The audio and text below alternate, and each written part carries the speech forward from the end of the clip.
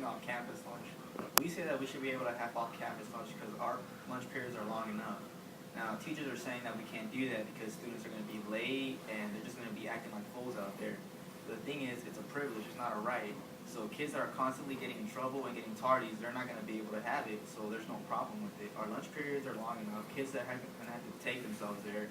So also in the cafeteria, it's getting pretty crowded. So with the off-campus lunch, mostly juniors and seniors and probably even some sophomores are going to be able to leave. So the lunch cafeteria won't be so crowded anymore. Plus this way, kids will be encouraged to follow the rules and not act stupid because they're going to want to get that off-campus lunch because pretty sure everybody's kind of tired of the food that we eat every single day at the cafeteria.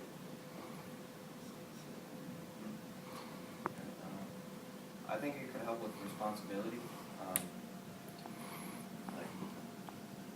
It would help kids be more responsible with getting back to school on time, and if they do get to school late, then they get their privilege taken away, and they won't be able to go out.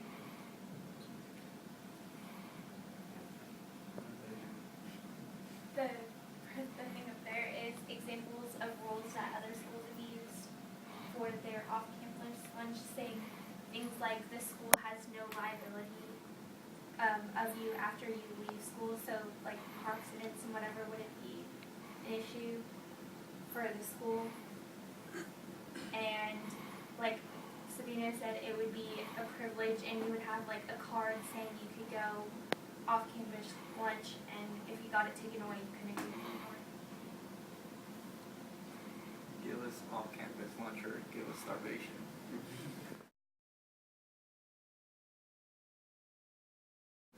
Our presentation is hats in school. Why should we wear them? It's not really a distraction in class because if you can text in class, then you're not really paying attention to the teacher. But if you have hats in class, it's not really a distraction because you're paying attention and you're still focusing, whereas texting you're not. They're stylish. They promote school spirit during games. It's like wearing a Heat shirt to a Heat football game on a Friday night. It's exactly the same. Professional support, you can wear Cowboys, Rangers, anything to school for a shirt, but yet you can't wear a hat. It's not disrespectful. It's only disrespectful if you take it off during the pledge or if you don't.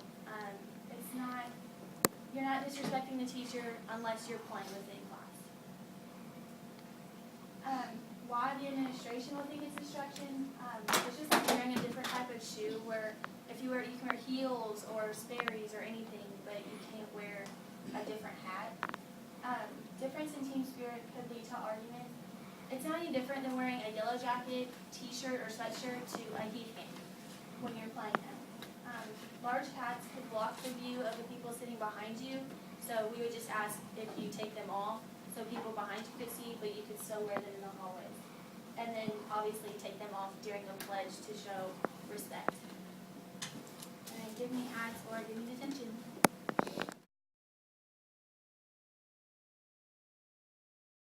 A bully, a blustering, quarrelsome, overbearing person who habitually badgers and intimidates smaller or weaker people. Have you ever seen someone bullied and you didn't know what to do or how to stop it? Let's make a plan for change. 90% of 4th through 8th graders report being victims of bullying, and 36% of high schoolers say that they do not feel safe at school. Our opinion is that bullying is bullying no matter what form it's in, and the following students committed suicide due to the bullying that they were put through. April Himes, 13 years old. She was constantly subject to unwarranted and unprovoked taunts, remarks, and physical abuse. Jared High, also 13 years old. He was physically abused and almost killed, which made him depressed and led to his suicide. Ryan Patrick Halligan. He was made fun of for being special ed, then was subject to not only verbal and physical abuse, but cyberbullying as well. Daniel Scruggs, 12 years old. He was subject to constant verbal and physical abuse because of his home life. Laura Rhodes, 13 years old. She was overweight, and every day she was subject to a barrage of cruel comments about her weight. She was also constantly subject to profane name-calling and vicious, untrue rumors. Casey Hone, 16 years old. He was subject to incessant bullying, which caused him to go into deep depression. He shot himself in the head. James Rogers, 16 years old. This is where his picture would be, but he was beaten within inches of his life and never took any pictures. He was subject to incessant bullying and had to move schools at least 3 times. And lastly, Joshua Milo, 15 years old. His dad had to cut him down from a tree after he hung himself because other students teased him about being gay. Do those faces look like the faces of people who deserve to die? Because they don't to me.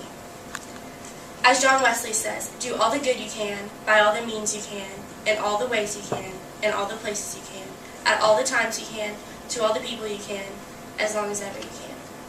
We believe that you could help us do good by not only creating an organization that keeps administrators and our schools informed on the bullying that's going on, but don't tolerate bullying. If you see something, stand up. Say no to violence.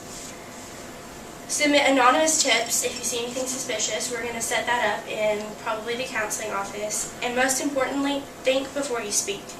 Give these kids acceptance or give them a grave.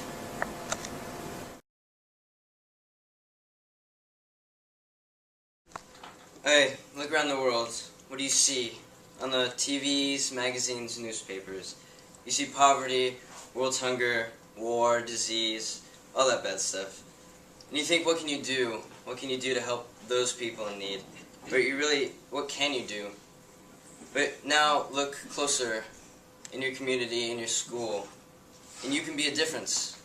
You can make a difference. But the question you have to ask yourself is, how can you be that difference? So what we're talking about today is apathy. Letting something happen, just letting it happen, and just watching it and not caring. So we say every day, books fall, people trip and drop their lunch. And all we do is watch, laugh at them, and just walk by.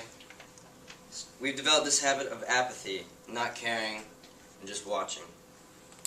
So I challenge everyone and myself not to be ignorant, but to help, to reach out with a kind hand, a kind word, or just a kind act.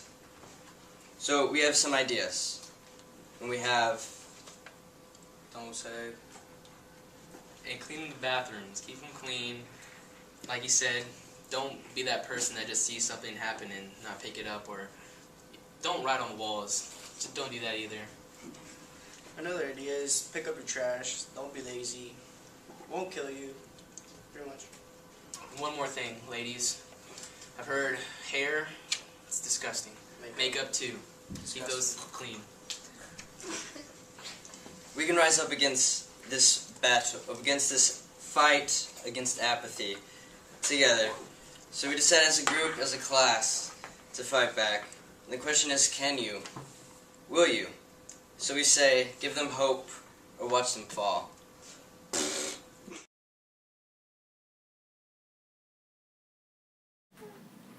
Don't you think that instead of having a half day on the same day, basically every time, it should be changed to either on Fridays or just various days of the week, because having it on a Wednesday every day, or every time we have a half day, it throws people off track, and it leads to not all bad things, but people don't get their homework done, they just lose their train of thought, and it just becomes monotonous. It's always the same. And if we changed it to being on Fridays or just different days, it doesn't even have to be a Friday, that would, change things up a bit. And if it was Friday, they would have more time to get their schoolwork done instead of it being in the middle of the week and not getting any of their work done because they're looking forward to going out and doing stuff with friends or just things that are different than school.